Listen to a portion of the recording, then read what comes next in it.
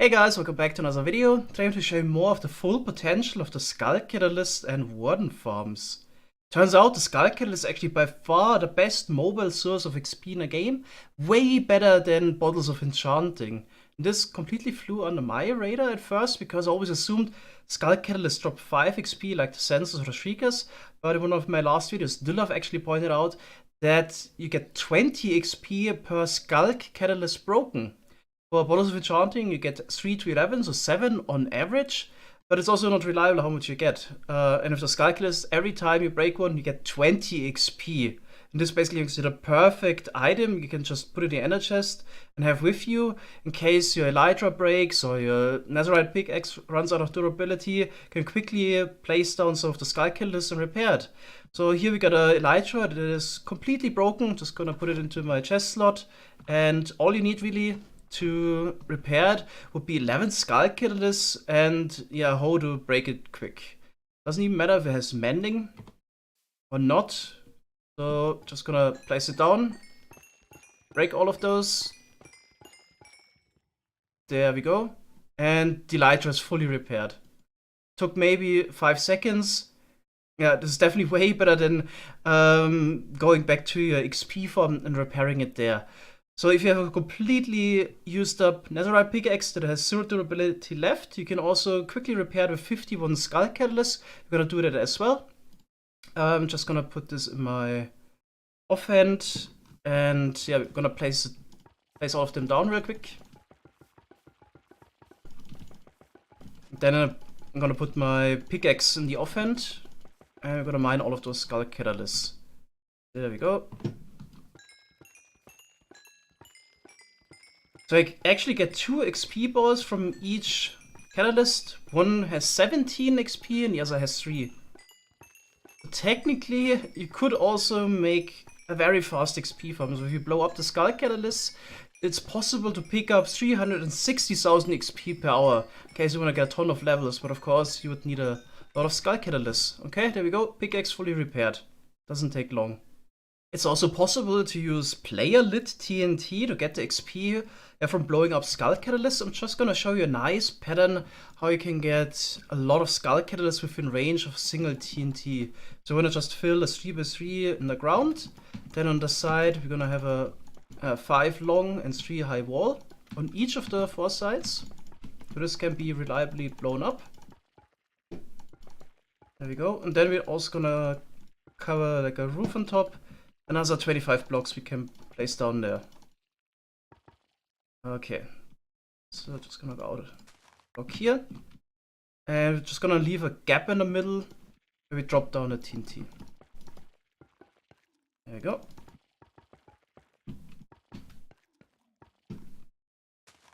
Then we can place another Sculk Catalyst there. Okay, and this is enough XP to really quickly get it to level 35 approximately. Let's check out how fast you can pick up the XP there. Already level 30, 31, 32, 33, 34. Okay. Alright, so the Sculk Catalyst is definitely a really good item, but of course there's one problem. We definitely want to get a lot of those, so ideally we're probably gonna just carry a full shulker box of those items in our ender chest. A lot of people actually missed it, that making a Warden farm is completely easy. My shorts video from 2 days ago, a lot of people said it's gonna be so much effort to gather those Sculk Catalysts, but to be honest, a Warden farm is pretty much one of the simplest farms in the game. In a previous video, I've already shown you some Warden farm designs, so we're not gonna cover that all again. In case you haven't seen it yet, I'm just gonna link it in the video description. But I'm gonna show you one really good improvement for the Warden farm. You can actually make a farm that doesn't require the player to be nearby to summon the Wardens. So this farm would work as long as I'm anywhere in the world. Could be a different dimension. As long as I don't log off the server, this farm will keep working.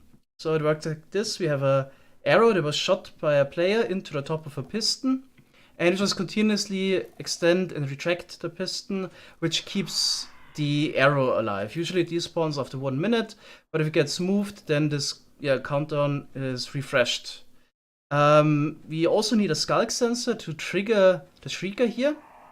So it gets activated by the moving arrow, which was shot by a player. That's the important part. So the dispense one wouldn't work. So as long as the arrow is assigned to the player, this will keep working. And yeah, since we need a Sculk sensor anyway, we can just use it to power and unpower the piston.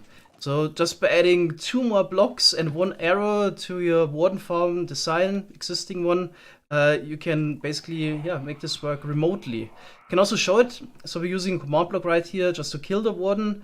I'm gonna take a look at a proper Warden farm later, but yeah, just for testing. So we have the command block output here in the chat. So every time Warden gets killed, get an output. I'm just gonna quickly go to the end dimension.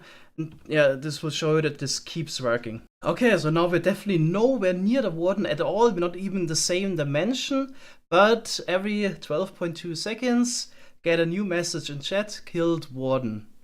So yeah, this has a bit of a downside that it doesn't work every 10 seconds, like players standing directly on top of the Shrieker, but the big advantage is that it just keeps working as long as you keep it loaded and as long as you are on the server.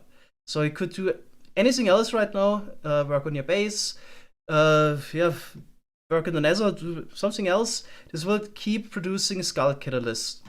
Unfortunately, having 2 of those setups doesn't really help. Okay, one just spawned over here.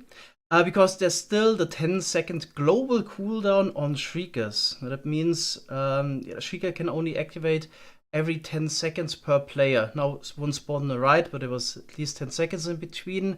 So you can't make a faster Warden farm by using multiple Shriekers, even with the arrow trick. So this is a bit unfortunate. There's really no way to speed this up, it seems like.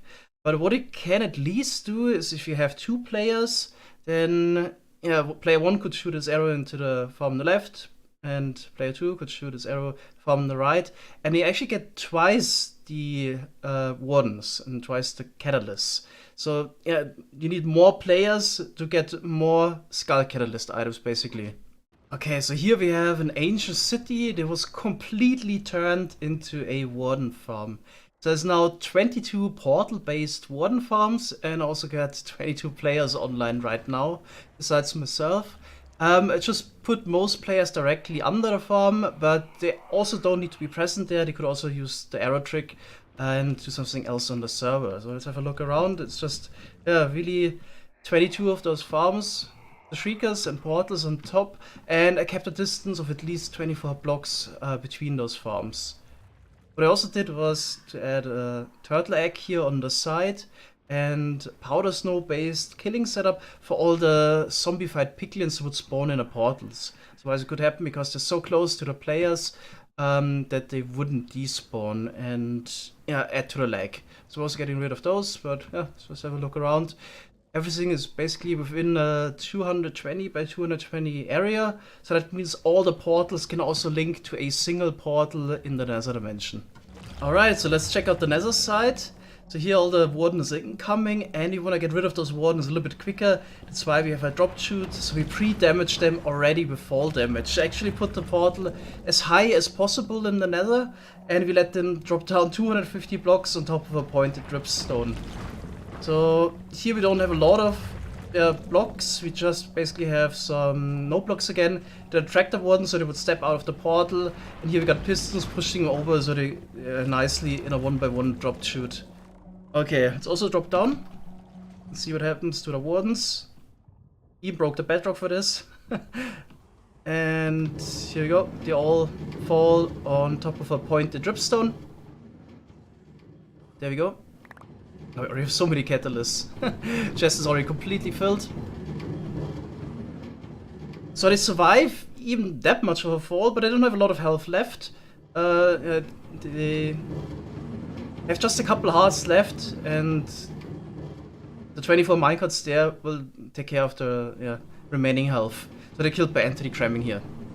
Okay, so we have this setup, getting quite some items. Actually empty the minecarts real quick in the chest. So we're actually getting around 8,000 of those catalysts per hour now. And yeah, you could run this also as long as the players are online overnight, or have the players do something else. So every player on a server could basically shoot his arrow into the Warden farm setup as long as this player is online. the Warden farm will produce another around 300 to 360 catalysts per hour. So this way you can also supply the whole server quite easily, but there's a little bit lag nevertheless. Yeah, all those Wardens, despite being killed really quickly, add to the lag. All the players, of course. So yeah, there's a bit of a downside when it comes to lag, but it's still manageable. From reading through the comments, I also got the impression that a lot of people still think making a Warden farm is like super hard and next to impossible, but it's actually super easy. So best approach really to make the Warden farm quite safely without spawning a Warden is using wool. You can just completely encase the Shrieker in wool and yeah, prevent it from activating. So meanwhile you can get rid of all the sensors and the catalysts. Now, basically, the Shrieker is already safe. You could build your farm on top and prepare the area around. Yeah, it's super easy. Another thing that's probably worth mentioning is that I noticed if you get killed, sometimes the Warden farm will stop working. So it's somewhere up in the sky, yeah. So you won't see any command block output again, but you can get the farm to work again by going near it. So in case you die, you probably, it seems like, need to go back to your farm, and then the arrow gets reassigned to the player, I think. Okay, it takes a while. Yeah, now it's already shrieking again. Warden will spawn now, and then 12 seconds later we should get the next one. Oh, they also reset the cooldown. The shrieking cooldown. So this actually has to activate 3 times, and at the 4th time, when the Shrieker activates, then the Warden will spawn. Okay, that was the first one. Now we can move away again, and we will get Wardens again. So, yeah, it's probably important to know this. In case you die, you need to go back to your farm. Seems like you don't even need to shoot a new arrow, you just need to get near it again. Okay, so one last thing, a bit of info, because I always get a lot of questions about this. How can you get a Shrieker that summons Wardens outside of the ancient city or the deep dark biome? So you can only do this in a creative world. In survival, it wouldn't work, so if you mine one select touch and place it down again, it has can summon false. But of course, you could either use a debug stick or set block command to set the Sculk Shrieker in the brackets, can summon true. And this way you have one that can summon Wardens now. Alright. Yeah, definitely really exciting development when it comes to Sky Catalysts and Shriekers and Warden farms. Hope this was interesting for you. Thanks guys for watching and see you next time. Bye bye.